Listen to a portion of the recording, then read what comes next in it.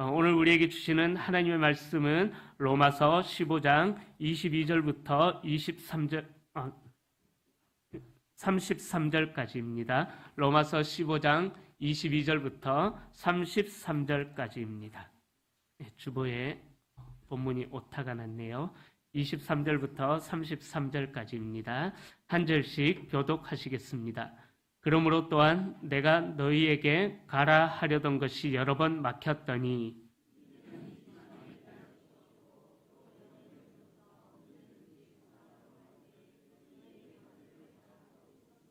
이는 지나가는 길에 너희를 보고 먼저 너희와 사귐으로 얼마간 기쁨을 가진 후에 너희가 그리로 보내주시기를 바람이라. 이는 마게도냐와 아가야 사람들이 예루살렘 성도 중 가난한 자들을 위하여 기쁘게 얼마를 연보하였음이라.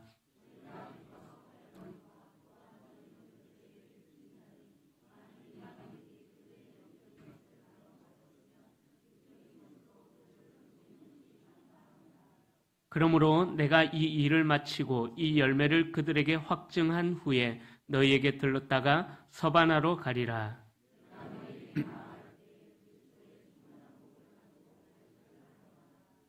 형제들아, 내가 우리 주 예수 그리스도와 성령의 사랑으로 말미암아 너희를 권하노니 너희 기도에 나와 힘을 같이하여 나를 위하여 하나님께 빌어.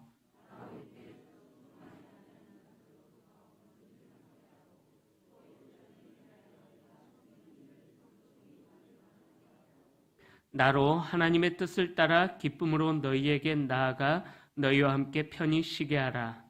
평강의 하나님께서 너희 모든 사랑과 함께 계실지어다. 아멘. 네, 본문 말씀으로 나를 통하여 이루어지는 꿈, 나를 통하여 이루어지는 꿈이란 제목으로 말씀을 나눌 때에 하나님께서 함께 하시고 은혜 주실 줄 믿습니다. 우리 앞뒤 좌우로 한번 인사하실까요? 참 잘 나오셨습니다. 하나님께서 은혜 주십니다. 아멘. 하나님께서 오늘 우리 가운데 은혜를 주실 줄로 믿습니다. 1989년에 봄, 여름, 가을, 겨울이라는 그룹이 활동을 했었습니다. 그 그룹이 부른 노래인데요. 어떤 이의 꿈이라는 노래가 있습니다. 어떤 이의 꿈. 어떤 이는 꿈을 간직하며 살고, 하여튼 그런 노래가 있었죠. 소시적에 우리 많이 불러봤던 노래였었죠. 그 가사의 내용은요, 그 꿈을 찾아가는 자기의 모습을 상상해보라. 그래서 꿈을 찾는 이들을 노래하는 그런 내용으로 나눠져 있습니다. 그래서 그 꿈에 보면은 어떤 이는 꿈을 간직하며 살고, 어떤 이는 꿈을 나눠주며 살고, 또 다른 이는 남의 꿈을 뺏고 사네. 하여튼 뭐 그런 내용들이 있습니다. 우리가 어릴 때 꿈이라는 것을 장래 희망이라는 그 이름으로 꿈이라는 것을 꾸었습니다. 여러분들은 어릴 적에 어떤 꿈을 꾸셨습니까? 저는 어릴 적에 몇 번 말씀드려서 이제 아시겠지만 성악가가 되려는 그런 꿈을 가지고 살았었습니다. 근데 이제 나이가 들어가면서 내가 소망했던 그 꿈들이 이제는 추억 속에 있는 분들도 계실 것입니다. 어릴 적에 나는 이런 거 꼭 하고 싶었었는데, 이런 일 꼭 해보고 싶었었는데 라고 생각했던 꿈들이 세상의 환난과 어려움에 부닥쳐서 그 꿈을 포기하고 그 꿈을 추억 속에 묻어두고 이제는 그 꿈이 어떤 이야기거리로 누군가와 추억을 이야기할 때 한낱 이야기 소재거리로 나의 꿈들을 갖고 계시는 분들도 계실 것입니다. 그리고 우리가 그렇게 장래 희망을 통하여서 그 꿈을 꾸었는데, 우리 귀하신 성도님들께서는 하나님의 나라를 위하여 혹시 꿈을 꾸어 보신 적이 있으십니까? 내가 하나님의 나라를 위하여서 나의 인생이 어떻게 드려질 것이다 라는 그런 꿈을 꾸어 보신 적이 있으십니까? 저는 하나님 앞에 기도합니다. 하나님, 저를 120살까지 살게 해 주십시오. 그래서 119세 제 생일이 12월 13일인데 119세 12월 12일 11시 59분 59초까지 복음 전하다가 120살이 되면은 편안하게 하나님께 안기게 해주십시오. 저는 그런 꿈을 꾸고 삽니다. 저의 마지막 한 호흡을 쉴 때까지 저는 전도하고 말씀 전하고 또 말씀으로 사람들을 살려내는 그런 삶을 살아가고 싶습니다. 여러분들께서는 혹시나 하나님의 나라를 위하여서 장래 희망 말고요, 하나님의 나라를 위하여서 꾸었던 그 꿈들이 있으십니까? 그 꿈을 꾸어본 적이 없으신 분들이 계시다면 오늘 말씀을 통하여서 하나님께서 내게 하나님의 나라를 위하여서 꿈을 부어주시는 그런 은혜가 있기를 축복합니다. 또한 어릴 때 하나님의 나라를 위해서 나는 이런 삶을 살아야지 꿈을 꿔보신 적이 있는데 그 꿈이 세상의 여파로 인하여서 무너져 버렸다면 오늘 우리 찬양대 찬양했던 것처럼 주와 함께 날아오르는 그 꿈을 다시 한 번 더 꺼내어 가지고 그 꿈을 위해 달려가는 귀한 도전의 시간이 될 수 있기를 축복합니다.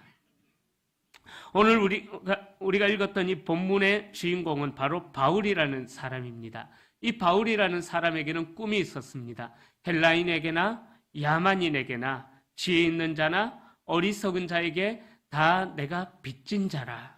그러므로 나는 할 수 있는 대로 로마에 있는 너희에게도 복음을 전하기를 원하노라. 바울은 이런 꿈을 가지고 있었습니다. 바울은 예수님을 만나기 전에는 예수 믿는 사람들을 핍박하러 다니던, 자기의 열심이 하나님의 뜻이다라는 잘못된 생각들을 가지고 예수 믿는 사람들을 핍박하러 다니던 그런 사람이었습니다. 그러나 예수님을 믿는 사람들을 잡으러 가는 그 다메섹으로 가는 그 길에 예수님을 만나게 되고 그가 꾸었던 꿈들을 다시금 새롭게 꾸게 되었다라는 것입니다. 이전에는 자기 열심에 기인하여서 자기 열심이 하나님의 꿈이었던 것으로 착각하는 삶을 살았지만은, 그러나 바울은 예수님을 깊이 있게 만난 이후로, 예수 그리스도의 음성을 직접 듣고 난 이후로 바울의 인생이 완전히 달라지게 되었다라는 것입니다. 또 베드로도 자기가 예수 그리스도를 만나기 전에는 정치적인 목적으로 예수님을 따라다녔지만은, 그러나 예수님이 본격적으로 인격적으로 만나 주심으로 인해서 베드로의 인생도 변화가 되어졌다라는 것입니다. 그래서 요한복음 21장에 보면은요, 21장 보면은 그렇게 말씀합니다. 베드로의 죽음을 가지고 그 죽음이 하나님께 어떻게 영광이 될 것을 말씀하심이러라. 예수님께서 베드로에게 새로운 꿈을 부어주신, 또 그 꿈을 묻혀져 버렸던, 예수님이 죽고 나서 묻혀져 버렸던 그 꿈을 예수님이 부활하시고 다시 만나 주시면서 베드로에게 사라졌던 그 꿈을 회복시켜 주시는 그런 일들이 일어나게 되었던 것입니다. 바울도 그렇고 예수님도 그렇고 우리가 주님과의 인격적인 만남이 없을 때는 우리가 꾸었던 그 꿈은 그냥 야망에 불과한 꿈입니다. 나의 소망을 이루는 것. 그러나 이들이 예수 그리스도를 만나고 난 이후로부터는 그들의 인생 자체가 값진 인생으로 변화가 되어졌다라는 거예요. 아무 맛도 없던 그런 인생이 예수 그리스도를 만나고 난 이후로부터 그들의 인생이 변화가 되어짐으로 인해서 아주 맛난 인생으로, 값진 인생으로 변화가 되어졌다라는 사실입니다. 그래서 바울은 예수님을 만나고 난 이후로 그렇게 고백했죠. 내가 헬라인이나 야만인이나 지혜 있는 자나 어리석은 자에게 다 내가 빚진 자라. 즉, 이 말은 어떤 말이냐면은 우리가 먼저 예수 그리스도를 만났기 때문에, 내가 예수 그리스도를 먼저 만났기 때문에 아직 예수님을 만나지 못한 자들, 나와 직접적인 상관이 없는 자들이라 할지라도 아직 예수 그리스도가 없는 심장들에게는, 그 사람들에게는 내가 빚진 자다라고 그렇게 고백하고 있는 것입니다. 우리가 지난주에 같이 따라 있었던 문장이 있죠. 예수 그리스도가 없는 가슴, 예수 그리스도를 모신 가슴마다 선교사이고 예수 그리스도가 없는 가슴마다 선교지입니다.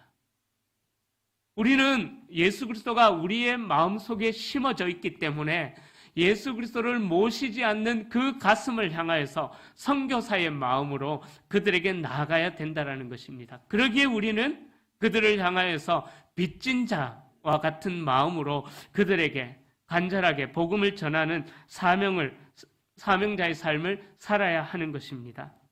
어제 우리 대구 성도교회가 중로회 남전도회와 함께 팔레스 호텔 사거리에서 전도를 했습니다. 어제 만났던 사람들이 대략 한 200여 명 정도 됩니다. 많이 만났죠. 세상 사람들이 보기에는 미련한 방법일 수도 있습니다. 그러나 하나님께서 그 미련한 방법을 통하여서 예수 그리스도의 복음이 흘러가게 하신다라는 사실입니다.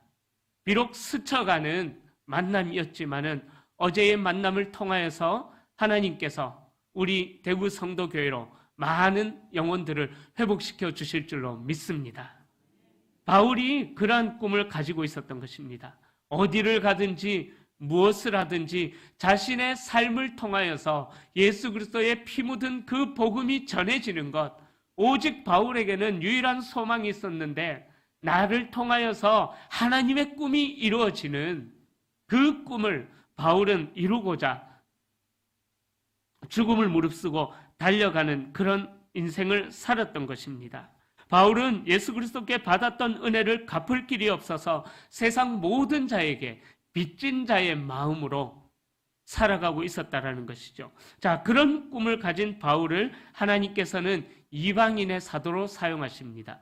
베드로는 유대인들을 위하여서 사용이 되어졌지만은 그러나 바울은 이방인들, 그러니까 헬라인, 유럽, 또 아시아 지역의 여러 이방인들의 사도로 쓰임을 받았던 것입니다. 그의 위대하고 큰 복음 전파의 꿈을 하나님은 버리지 않게 하시고 복음으로 세계를 정복하게 하셨다라는 것입니다. 몇 번의 좌절과 수차례의 죽음의 고비도 있었지만은 그의 꿈은 실현이 되어졌다라는 것입니다. 그래서 오늘 본문은 첫 번째로 위대한 전도자인 바울 사도의 마지막 비전이 무엇인지에 대해서 23절에서 우리에게 소개해 주고 있습니다. 바울은 사나 죽으나 자신은 주의 것이라고 고백을 했었기에 바울의 비전은 땅끝까지 예수를 전파하는 것이었습니다. 그래서 바울은 땅끝으로 가기 위하여서 로마로 가기를 열망하고 있었습니다. 하나님의 일을 하기 위해서 먼저 로마로 가서 후원금을 모아가지고 서바나로 갈 것이다라는 그런 계획을 세웠던 것이죠. 그런데 바울이 로마 교회로 여러 번 가려고 했지만 그 계획은 여러 번 막혔습니다. 바울은 예전에도 그런 경험을 했습니다. 사도행전 16장에서 성령이 아시아에서 말씀을 전하지 못하게 하셔서 무시아 앞에 이르러 비두니아로 가고자 했었습니다. 하지만 하나님께서 그때도 허락하지 않으십니다. 그래서 바울이 아시아에서 복음을 전할 것을 계획했지만 하나님께서는 마게도냐 지역, 유럽 지역으로 복음을 전하러 가게 인도하셨다라는 것입니다. 하나님의 꿈을 건너와서 우리를 도와주라, 우리에게도 복음을 전해달라는 하나님의 꿈을 바울이 꾸게 되었던 것이죠. 그래서 바울은 유럽으로 복음을 전하러 갔던 것입니다. 여러분, 우리가 하나님의 영광을 위해서 어떤 일을 한다, 무언가를 계획하고 시도한다라고 했을 때 그것이 때로는 우리의 소망대로 이루어지지 않고 그 일들이 막힐 때도 있습니다. 그럴 경우에 우리는 내 생각을 고집하는 것이 아니라 하나님께서 길을 열어주실 때까지 기다리는 그런 시간도 필요하다라는 것입니다. 그 기다리는 것도 우리가 감당해야 할 사명의 삶이라는 것이죠. 하나님은 가끔 하나님의 시간이라는 것을 통하여서 우리들을 훈련시킬 때도 있습니다. 그 기다림이라는 훈련을 통해서 우리를 더욱 성숙한 길로 인도하신다라는 것입니다. 우리 교단에는 없지만은 다른 교단에는 통합교단이나 이런 곳에는 여자 목사님들이 계셔요. 여자 목사님들이 계신데 하루는 그 여자 목사님들만을 대상으로 부부 세미나를 했었습니다. 그래서 참석자는 여자 목사님들만 참석해서 부부 세미나를 해서 조별로 그룹을 지어서 이야기를 나누게 하셨어요. 그때 이제 강사분이 그렇게 이야기해요. 목사님들은 목사님이기도 하지만 아내이기도 하시죠. 그런데 목사님이다 보니까는 남편이 한 번씩 섭섭하게 할 때마다 목사이다 보니까는 표시도 못 내고 힘들었던 적이 많으셨죠. 제가 이제 그 한을 풀어드릴 시간을 드리겠습니다. 조별로 이제 남편을 욕하는 시간을 한번 가지시라고. 그래서 조별로 이제 기회가 멍석이 깔려졌으니까 신난 거예요. 그 여자 목사님들이 아이고 우리 남편은 어떠고 저떠고 우리 남편은 어떠고 저떠고 막 그렇게 남편에 대한 그동안 쌓여있던 감정들을 막 풀어내고 있는데 그때 어떤 한 여자 목사님이 조용히 계시는 거예요. 아무 말씀도 안 하고. 그러니까 강사분이 그 여자 목사님에게 찾아가셔서 이야기합니다. 목사님은 왜 가만히 계세요? 그러니까는 그 여자 목사님이 이렇게 이야기하셔요. 저는 일찍 사별을 해서 혼자 있어요. 라고 이야기를 하니까는 그때 강사분이 아주 재치 있게 이런 이야기를 하십니다. 그렇다면은 목사님께는 예수님이 신랑이잖아요. 예수님의 신부이기 때문에 신랑 대신 예수님한테 섭섭했던 거 지금 막 풀어보시라고. 그러니까는 그 여자 목사님께서 가만히 생각하시다가 이런 이야기를 하는 거예요. 제 신랑 대신 예수님께서는 맨날 기다리래요. 맨날 기다리래요. 그렇게 이야기했다고 합니다. 그죠? 우리가 어떤 일들을 행하려고 할 때에 하나님께서는 때로는 우리의 계획들을 잠시 멈추게 하실 때도 있습니다. 왜요? 하나님께서는 그 기다림이라는 훈련의 시간을 통해서 하나님의 때를 하나님께서 가장 아름다운 때에 우리의 인생의 가장 아름다운 때에 역사하시기 때문인 것입니다.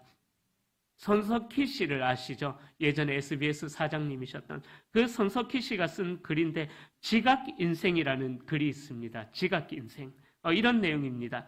손석희 씨는 대학 진학이나 사회 진출, 결혼 모든 것들이 다 늦어졌다라는 거예요. 그러다가 43세가 되었을 때 미국으로 유학을 떠나면서 힘들었던 그 시절들을 지각인생이라는 그 글에서 이야기를 합니다.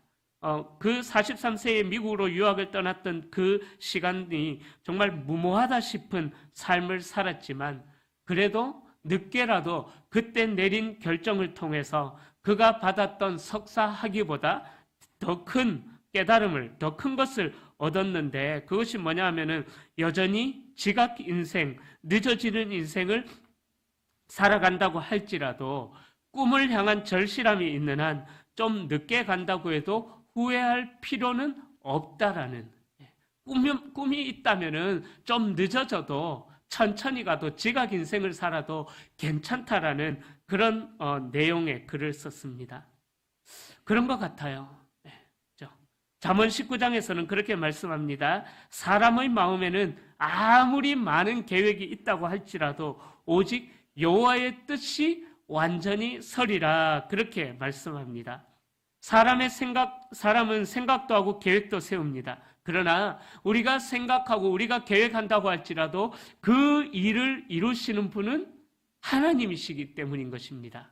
그러기에 내 때에 어떤 일들을 이루고 싶은데 그 일들이 나의 때에 이루어지지 않는다고 할지라도 우리가 그 일들을 하나님의 마음을 품고 그 일들을 시도했다면은 하나님께서 이루실 때까지 기다려야만 하는 것입니다. 예를 들자면 그런 거죠. 아브라함에게 하나님께서 꿈을 주셨습니다. 너는 복의 근원이 될지라. 어떻게 해요? 네 자손들이 바다의 모래와 같이 하늘의 별과 같이 많게 될 것인데 그들에게 복의 근원이 될 것이다. 그런데 아브라함의 생전에 아들은 몇 명 있었습니까? 이삭. 단 한 명밖에 없었죠. 아브라함은 자기의 때에 하나님의 꿈이 이루어지지 않은 것 같았습니다. 그러나 세월이 흐르고 시간이 흐르고 어떤 일들이 일어납니까? 아브라함의 후손으로 오신 예수 그리스도가 복의 근원이 되어 주셨다라는 거예요. 하나님께서는 늦어지더라도 하나님의 때에 하나님의 꿈을 품었던 그 사람들의 꿈을 반드시 이루어 가신다라는 것입니다. 그러기에 사랑하는 성도님들, 모든 일은 하나님의 때에 이루어지는 것이기에 하나님의 나라를 위하여 꾸었던 그 꿈들이 왜 이렇게 이루어지지 않을까? 왜 좀 이루어졌으면 좋겠는데 하나님은 도대체 주무시고 계시는 걸까? 뭐하고 계시는 걸까? 그런 마음이 들 때라도 잠잠히 하나님의 시간을 기다릴 수 있는 인내의 훈련을 할 수 있기를 소망합니다. 모든 일의 끝은 그 일이 비록 하나님의 일이라고 할지라도 그 일의 끝은 하나님께서 열매 맺게 하시는 것이기 때문인 것입니다. 그러기에 우리는 하나님의 섭리와 하나님의 경륜을 따라서 우리를 때로는 실패하기도 하시지만은 주님의 뜻보다는 우리가 앞서 나가서는 안 된다라는 것입니다. 예수님께서는 그렇게 말씀하셨죠. 오직 성령이 너희에게 임하시면 너희가 권능을 받고 온 유대와 사마리아와 땅끝까지 이르러 내 증인이 되라라고 말씀하셨습니다. 제 큰딸이 예서가 이 말씀을 어릴 적에 말도 겨우 할 때 이 말씀을 외웠던 적이 있어요. 그때 어떻게 외웠냐 하면은 오직 성령이 너희에게 임하시면 너희가 공룡을 받고 그렇게 외웠어요. 그 권능이라는 단어가 예서에게는 공룡으로 들려졌나 봅니다. 근데 일리 있는 것 같아요. 권능, 공룡과 같은 그런 권능을 받는다라고 저는 그렇게 해석을 했습니다. 그렇게 바울은 그 예수 그리스도의 마지막 유언의 말씀, 오직 성령이 너희에게 임하시면 너희가 권능을 받고 온 유대와 사마리아와 이제 오늘 본문에 나오는 이 땅 끝까지 이르러 내 증인이 되리라고 하신 이 예수님의 마지막 유언이 이 바울에게는 꿈이 되었다라는 것입니다. 바울 사도는 그 복음을 또 예수 그리스도의 꿈을 자신의 복음 전함을 통하여서 예수님의 간절한 뜻을 이루고자 하는 삶을 살았던 것입니다. 여러분, 바울의 꿈은 결코 인간적인 야망을 이루는 것 아니었습니다. 예수님을 만나기 전에는 인간적인 야망을 이루기 위하여서 예수 믿는 자들을 핍박하러 다녔지만은 그러나 예수님을 만나고 나서 사명을 본격적으로 알고 나서는 야망을 이루는 것이 아니라 하나님의 소망을 이루고자 자신의 전 삶을 드렸다라는 것입니다. 자, 그렇게 복음에 사로잡힌 바울이 23절에서 이제는 이 지방에 일할 곳이 없다라고 했습니다. 이 고백이 얼마나 위대한 고백입니까? 이제는 이 지역에 내가 더 이상 복음을 전할 곳이 없다. 우리 이런 삶을 한번 살아보십시다.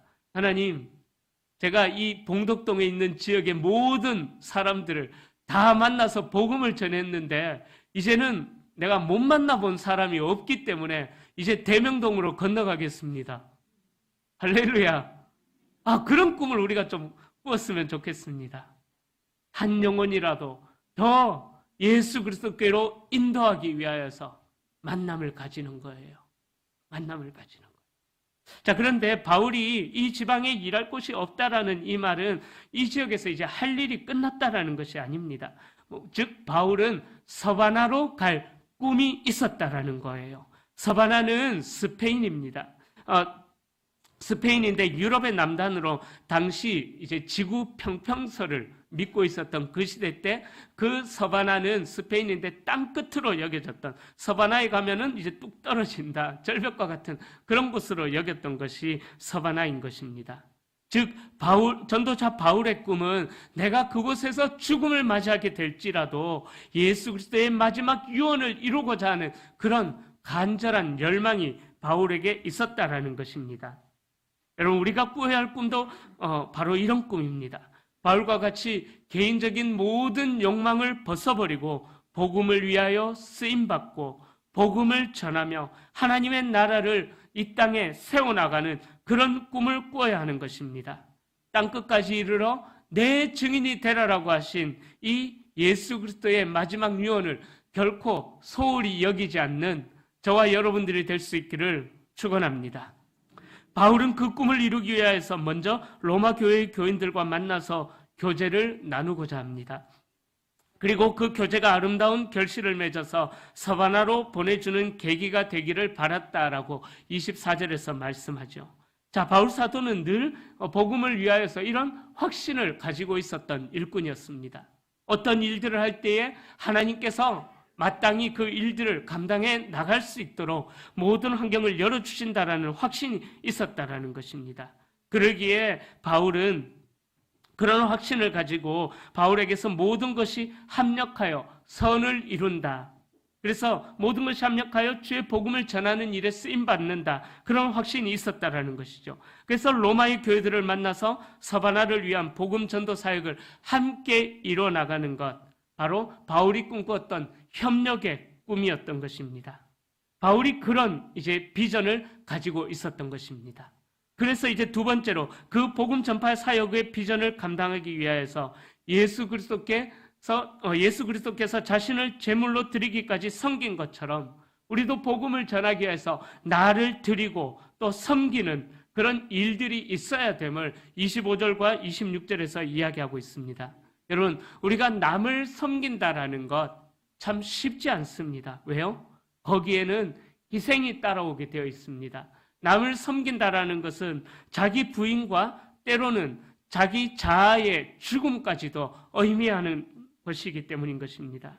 자, 그래서 본문에서 바울은 그렇게 섬기는 일로 예루살렘에 간다고 했습니다. 마게도냐와 아가야에 사는 성도들이 예루살렘의 성도들을 위하여서 구제 헌금을 했는데 이를 전해주기 위하여서 바울이 그 책임을 담당하겠다라고 헌신을 하겠다라고 한 것입니다. 여러분, 하나님 나라의 백성들의 특징은요, 섬기고 희생하고 또 섬기고 또 희생하는 것, 그것이 하나님 나라의 백성들의 특징이라는 것입니다. 하나님을 믿는다고 하면서도 내 안에서 섬김의 모습이 없다라는 것은 우리가 올바른 믿음을 가지고 있는지 한번 생각해 봐야 하는 것입니다. 우리 주님께서도 마태복음 25장 42절에서 그렇게 말씀하셨어요. 섬김의 모습이 없는 자를 하나님은 결코 안다고 하시지 않으셨다라는 거예요. 내가 줄일 때에 너희가 먹을 것을 주지 아니하였다라고 그렇게 말씀하죠. 지극히 작은 자에게 하지 않는 것이 곧 내게 하지 않는 것이다라고 그렇게 우리 예수님께서도 말씀하셨다라는 것입니다. 그러기에 성도의 의무 중에 하나가 바로 내 것을 희생하고 나누는 섬김이 있어야 된다는 것입니다.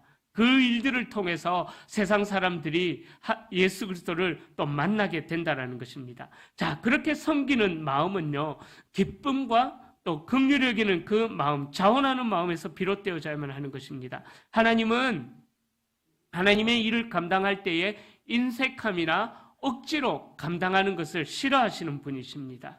하나님은 성도의 섬기는 자세는 언제나 자원하는 마음, 기쁜 마음, 감사하는 마음으로 섬겨야 할 것을 말씀하고 있죠. 그래서 우리 주님께서 주는 것이 받는 것보다 복이 있다라고 그렇게 말씀하고 있는 것입니다.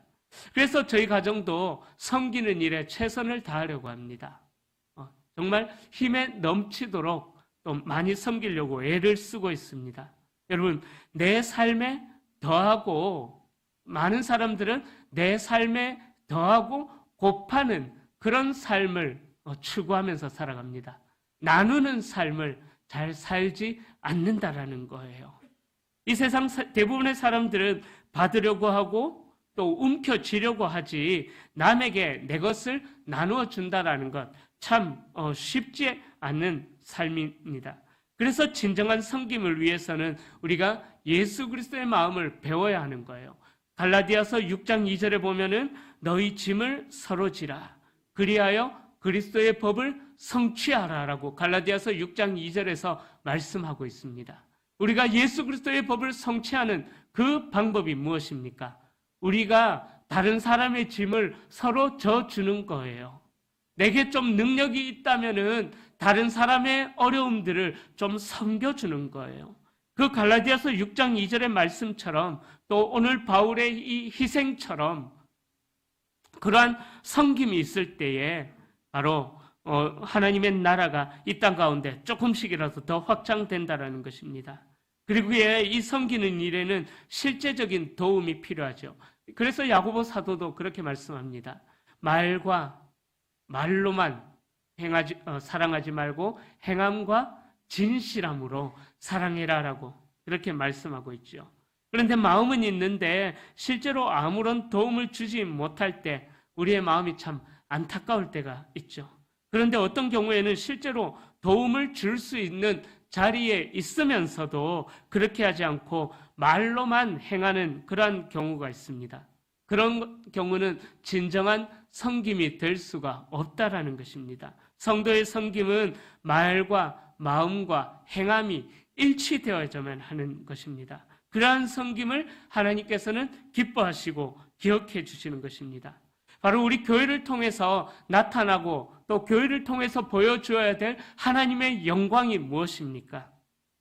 바로 교회가 하나 되어서 사도행전의 초대교회처럼 서로의 필요를 채워주고 서로의 아픔에 동참해주고 함께 울어주고 함께 웃어주고 그렇게 같은 마음을 품어 함께 달려나가는 것, 그것이 바로 교회를 통해서 회복되어져야 할 하나님의 영광이라는 사실입니다. 이러한 맥락에서 바울은 15장 26절에서 복음 전도에 대한 비전을 밝히면서 마게도냐와 아가야 교회가 예루살렘 교회를 위해 마련한 헌금을 전달하려는 계획을 소개하고 있는 것입니다. 마게도냐와 아가야에 있는 교회는 바울이 2차 선교 여행 때 세웠던 교회입니다. 그런데 이 개척교회가 예루살렘의 본교회 성도들을 위해서 헌금을 했다라는 거예요. 쉽게 말씀드리자면은 우리 대구 성도교회가 베트남의 송카우라는 교회를 세웠습니다. 그런데 우리 대구 성도교회가 갑자기 많이 어려워지게 된 거예요.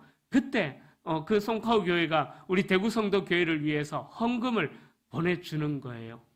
예를 들자면 그런 거죠. 바로 26절과 27절이 그런 내용을 말씀하고 있습니다. 선교지의 교회들이 파송한 그 교회를 위하여서 헌금을 했다라는 그런 뜻입니다. 바로 희생을 해나가는 것이죠. 이방인의 사도인 바울 자신이 예루살렘 교회의 파송을 받은 자였고 그 때문에 자신으로부터 구원의 복된 소식을 접한 이방인들이 있었지 않습니까? 마게도냐와 아가야 지역에 그 이방인들이 궁극적으로 그 선교사를 파송해준 예루살렘 본교회에 감사함으로 큰 빚을 진 자들이었기 때문에 물질적인 것을 통해서 예루살렘 교회가 어려움을 해결하는 그 일에 동참하게 되었다라는 거예요. 사랑하는 성도님들, 우리에게도 이런 자세가 필요하다라는 것입니다. 우리에게 어려운 소식들이 들려올 때 우리가 가만히 있는 것이 아니라 우리가 내 것을 희생하며 나누며 섬겨나가는 것이죠. 그 어려움을 해결하는 일에 동참을 해나가야 된다는 것입니다. 여러분, 하나님을 아는 지식과 구원은 구약시대 때는 특별히 선택된 그 민족들에게만, 유대인들에게만 허락되어진 것입니다. 하나님께서는 그들에게만 율법을 제시하셨고 그들에게만 구원의 도를 가르치셨습니다. 이방인들은 나올 수도 없었고 그들은 이스라엘의 총회에도 들어올 수도 없었습니다. 구약에서는 유대인과 이방인의 접촉을 금지하였을 뿐만 아니라 이방인들과 접촉하는 것은 하나님께서 명하신 정결의 법을 어기는 것이다, 무너뜨리는 죄악으로 간주가 되어졌습니다. 그렇게 금지되고 제한되었던 것이 이제는 예수 그리스도께서 오심으로 말미암아 이제는 모든 민족들에게 허락된 것입니다. 이 하나님의 율법은 더 이상 유대인의 율법만이 아니라는 거예요. 유대인만의 소유가 될 수가 없었던 것입니다. 하나님은 유대인만의 하나님이 아니었던 것입니다. 이방인은 구원의 예외가 아니라 그 구원에 동참하는 자들이 하나님의 신령한 축복을 나눠받는 그 축복에 동참하는 자들이 예수 그리스도를 통해서 그 은혜를 누리게 축복의 동참자가 되었다라는 것입니다. 그 일을 이제 바울이 전하고 있는 거예요. 그러기에 우리 모든 그리스도인들은 그 빛을 갚아야 하는 자들입니다. 우리가 그 은혜를 먼저 누렸기에 할 수 있는 한 최선을 다해서 구원의 복음을 우리는 증거하는 삶을 살아야 되는 것입니다. 왜요? 그것은 우리가 구원의 복음을 전하는 것은 우리가 받았던 은혜를 빚갚는 그 단순한 차원이 아니에요. 그 차원으로 끝나는 것이 아니라 우리가 복음을 전하는 것은 더 큰 축복의 자리로 나아가는 통로가 될 것이기 때문인 것입니다. 그래서 바울은 27절에서 육체적인 것으로라는 말을 사용하면서 신령한 것을 나눠받은 이방인들에게 육체적인 것으로, 즉 물질로 예루살렘 교회를 섬길 것을 말하고 있는 것입니다. 여러분, 이것은 당시 예루살렘 교회가 큰 어려움에 처했을 때에 예루살렘 교회로 도움을 줄 것을 명령했던 것이죠. 여러분, 우리는 영혼의 위로가 필요한 자들에게 따뜻한 위로를 전해야 할 책임이 있습니다. 물질적인 곤핍에 처해 있는 자들에게는 물질적으로 구제를 나누어야만 합니다. 또 고독에 처해 있는 자들에게는 따뜻한 이웃의 정을 나누어 주어야만 합니다. 이것이 우리가 받은 은혜를 최선을 다해 갚는 섬김의 길인 것입니다. 복음을 위하여서 나의 것을 희생할 수 있는 우리가 될 수 있기를 소망합니다. 세 번째로 바울은요, 그 꿈을 이루기 위하여서 현재의 삶에 안주하지 않는 그런 삶을 살았습니다. 28절 말씀 우리 함께 다시 읽어보겠습니다. 그러므로 내가 이 일을 마치고 서바나로 가리라. 아멘. 바울은요, 28절에 보면 기득권에 안주하는 것을 원하지 않았습니다. 내가 이 일을 마치고 이 열매를 그들에게 확증한 후에 너희에게로 들렀다가 서바나로 가리라. 바울에게는 서바나로 가려는 꿈이 있었던 것이죠. 바울의 관심은 늘 땅끝에 향해 있었던 것입니다.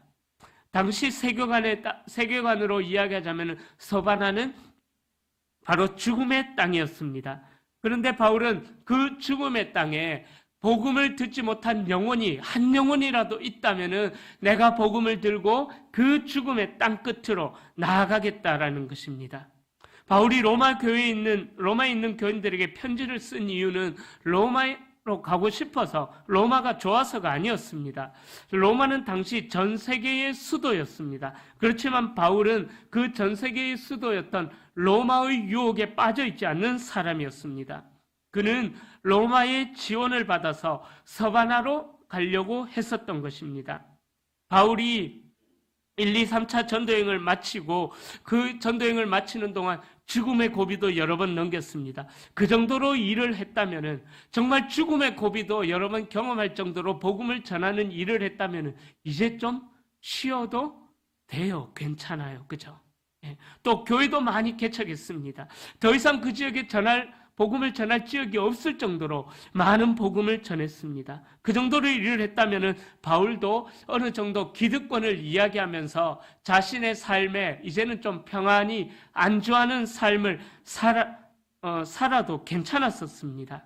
하지만 바울은 기득권을 이야기하면서 자기의 삶에 안주하지를 않았다라는 것입니다. 그것이 바울이 다시 시작하겠다라고, 또 서바나로 가겠다라고 말하는 의미였습니다.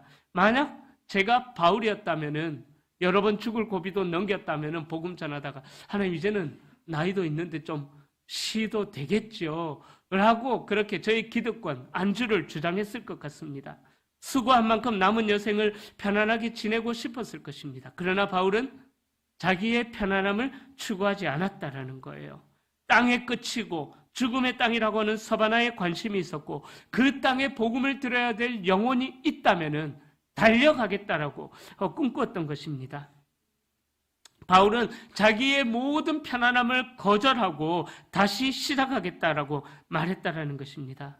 여러분, 요즘 시대의 교회가 세상에서 인정을 받지 못하는 그 이유 중에 하나가 교회의 안타까운 모습들이 기득권에 안주하려는 그런 모습들 때문이 아닐까 생각을 해봅니다. 세습과 같은 그런 것들이죠.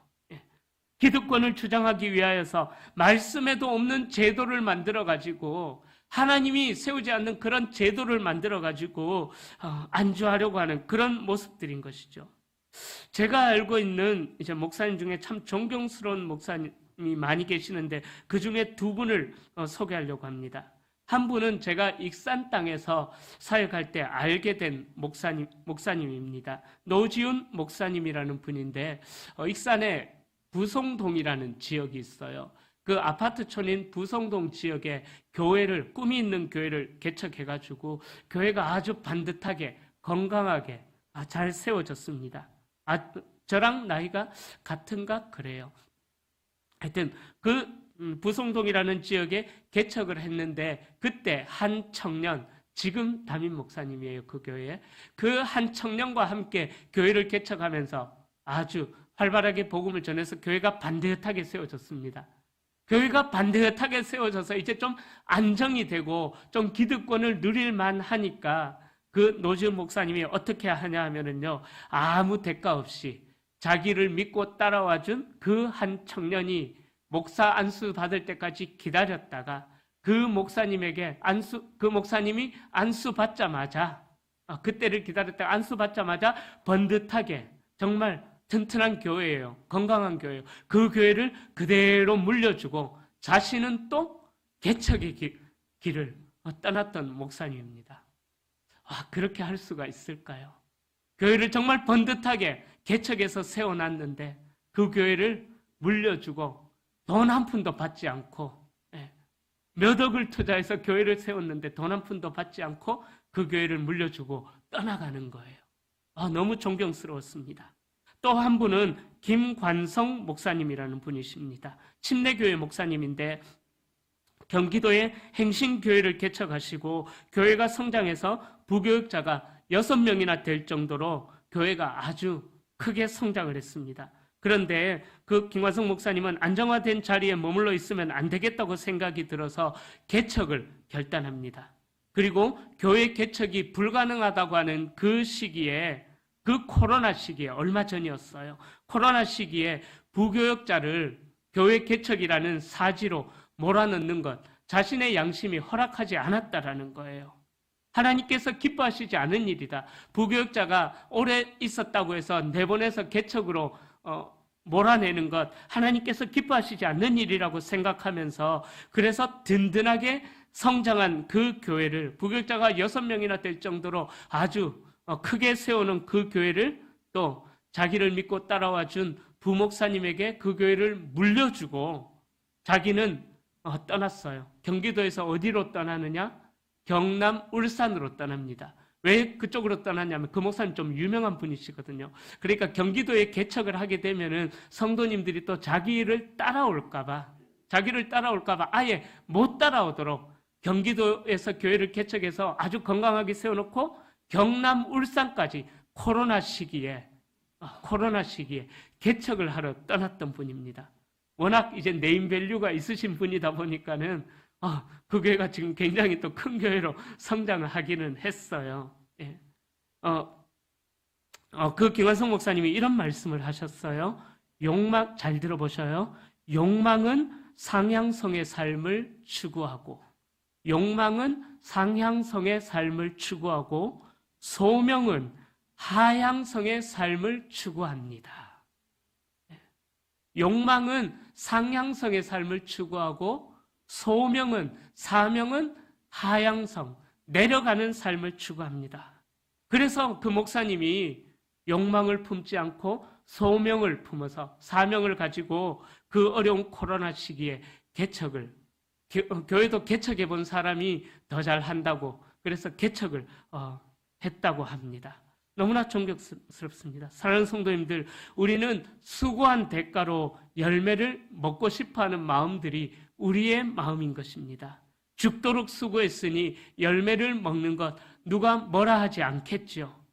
격려와 축하를 받을 만한 일입니다. 그러나 복음 전파를 위해서 그 길이 죽음의 길임을 알지만 또다시 개척의 길을 떠나려는 그 바울의 열정, 오늘 본문에 나오는 이 바울의 열정이, 복음을 전하기 위해 떠나고자 하는 그 바울의 열정이 저와 여러분들에게 도전이 되기를 축복합니다. 어릴 적에 품었던 하나님의 나라의 꿈들이 이제는 추억 속의 이야기거리로 남아있는 분들이 계시다면 오늘 바울의 이 꿈이, 바울의 이 서바나를 가려는, 복음을 전하러 가려는 그 꿈이 저와 여러분들에게 도전이 될 수 있기를 소망합니다. 바울의 이 뜨거운 심장이 저와 여러분들의 심장이 되기를 축복합니다. 바울을 모르는 사람들은 바울의 꿈을 두고 어떤 이의 꿈이라고 이야기하면서 그냥 이야기거리로 넘길 수도 있을 것입니다. 그러나 저와 여러분들에게는 바울의 꿈이 어떤 이의 꿈, 한낱 이야기거리로 끝나는 것이 아니라 이 바울의 꿈이, 복음을 전하기를 원하는 그 열정에 사로잡힌 바울의 꿈이 저와 여러분들의 꿈이 되어서 우리를 통하여서 주께로 영혼들이 돌아오는 그 꿈을 이루어 나가는 그 삶을 살아가시기를 예수님의 이름으로 축원합니다. 이 봉덕동 땅에 예수 믿어야 될 영혼들이 아직까지 많이 남아있는 줄로 믿습니다. 그 영혼들을 향하여서 외면하지 마시고 바울의 꿈을 품어서 바울의 꿈을 가지고 그 복음 전파의 길을 달려나가는, 그래서 많은 영혼들이 여러분들을 통하여서 회복되어지는 그런 귀한 생명의 역사가 나타나기를, 또 그런 삶을 통해서 하나님이 영광 받으시는 삶을 살기를 예수님의 이름으로 간절히 축원합니다. 기도하겠습니다. 하나님 아버지, 은혜를 감사드립니다.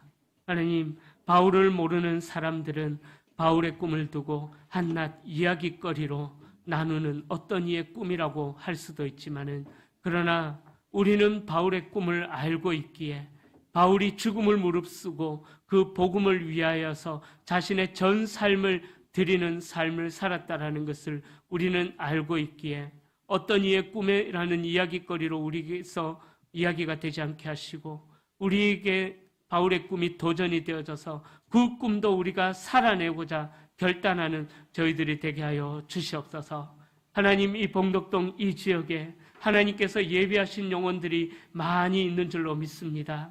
우리를 통하여서 복음을 들어서 예수 그리스도를 믿는 그 일에 하나님이 봉덕동 지역에 그 영혼들이 아직 많이 있는 줄로 믿습니다. 그러기에 우리가 현재의 삶에 안주하는 자들이 되지 않게 하시고, 정말 주님께서 부르시는 그날 마지막 한 호흡을 쉬기까지 복음을 들고 오늘은 이곳, 내일은 저곳 주 복음을 전하며 다니는 저희들의 삶이 되도록 인도하여 주시옵소서. 또 그 복음을 전하다가 우리의 마음이 어려운 일을 만났을 때에 우리가 좌절하지 않게 하시고 바울의 열정을 품고 다시 한 번 더 일어나서 죽음의 고비가 있다고 할지라도 그 복음을 전하러 다니는 저희들이 되게 하여 주시옵소서. 그래서 우리의 삶을 통해서 하나님이 영광받아 주시옵소서. 존귀하신 예수님의 이름으로 기도드리옵나이다. 지금은 우리 주 예수 그리스도의 크신 은혜와 하나님 아버지의 무한하신 사랑하심과 성령 하나님의 위로교통 충만 함께 하시는 그 은혜가 복음을 들고 바울의 열정이 나의 열정이 되고 바울의 꿈이 나의 꿈이 되어서 한 영혼이라도 더 예수 그리스도께로 인도하는 그 일에 나의 전 삶을 드리며 그렇게 꿈을 꾸며 나아가기를 소원하는 우리 대구 성도교회 모든 성도님들의 머리머리 위에 우리 성도님들의 일터와 가정과 기도 제목들 위에 이제로부터 영원토록 항상 함께 있을지어다. 아멘.